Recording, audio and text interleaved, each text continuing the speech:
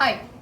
सो yesterday मैं अपनी friend से बात कर रही थी, जिससे मुझे पता चला कि वो कितनी खुश थी कुछ अमाउंट कंट्रीब्यूट करके एक ऑर्गेनाइजेशन में एज अ डोनेशन।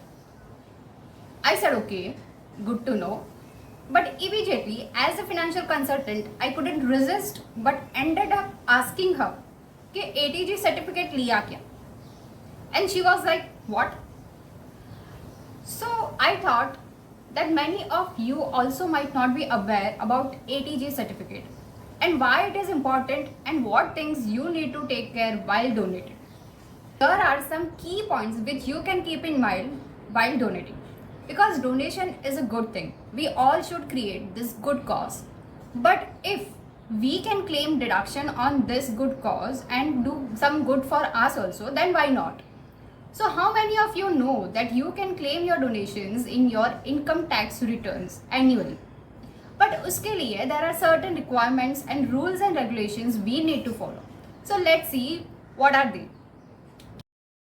अगर आप अपना डोनेशन अपने इनकम टैक्स रिटर्न में शो करना चाहते हो तो आपका donation should be only in the form of money. अगर आपने किसी गुड्स या सर्विसेज के तौर पे डोनेशन दिया हुआ है तो वो आप अपने इनकम टैक्स रिटर्न में शो नहीं कर सकते, क्योंकि इनकम टैक्स अथॉरिटी इसकी इजाज़त नहीं देता. ऑल्सो अगर आपने कैश में डोनेशन किया हुआ है तो make sure you are not exceeding your donation beyond 2000. अगर आपको 2000 से ऊपर डोनेट करना है so choose it other modes like checks, demand drafts or NEFT. So basically in terms of cash 2000 के ऊपर की कोई भी अमाउंट आप क्लेम नहीं कर सकते. और हाँ, याद रहे डोनेशन करने के बाद डोनेशन की रिसिप्ट जरूर लें. रिसिप्ट में क्या होना चाहिए ये भी आप चेक कीजिए, जैसे कि name, address, pan of the trust, name of the donor, amount of donation, mode of payment, ये सब चीज़ें उस पर मेंशन होनी चाहिए. अगर आपने ऑनलाइन डोनेशन किया है तो मेक श्योर कि आप अपना डोनेशन करने के बाद रिसिप्ट को डाउनलोड करके अपने पास एज अ प्रूफ सेव कर रहे हो, ताकि आप आईटीआर में ये क्लेम कर सको और रिसिप्ट एज अ प्रूफ दिखा सको. हाँ, सबसे इंपॉर्टेंट बात है कि ट्रस्ट का registration number on the receipt check करना ना भूलें, क्योंकि हर कोई ट्रस्ट जो इनकम टैक्स एक्ट के अंडर रजिस्टर्ड है उनको एक रजिस्ट्रेशन नंबर दिया जाता है, जो बहुत ही इंपॉर्टेंट नंबर है, जो आपको अपना आईटीआर में भी ऑल्सो इनपुट करना पड़ेगा to claim this deduction.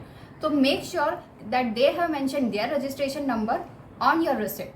You can also insist on their ATG registration certificate with your receipts. ये डोनेशन आप क्लेम कर सकते हो 100%, 50% विद और विदाउट रेस्ट्रिक्शंस. जैसे कि इनकम टैक्स अथॉरिटीज ने लिस्ट ऑफ कैटेगरीज दी है कि अगर आप ये ट्रस्ट में करोगे तो आपको कितना क्वालिफाई अमाउंट है, आप कितना क्लेम कर सकते हो. अगर आपकी ट्रस्ट इस कैटेगरी में आ रही है तो आप 50% विद और विदाउट रेस्ट्रिक्शन कर सकते हो, which you can discuss it further with your financial consultant और tax consultant. They can help you with that और they will do it for you. अगर आपने किसी फॉरेन ट्रस्ट में डोनेट किया हुआ है तो वहां पे आप अपना donation under section 80G claim नहीं कर सकते. So I hope now donation की सारी कंफ्यूजन क्लियर हो चुकी है. So we can create a good cause, and if we are also getting benefited out of it, then why not.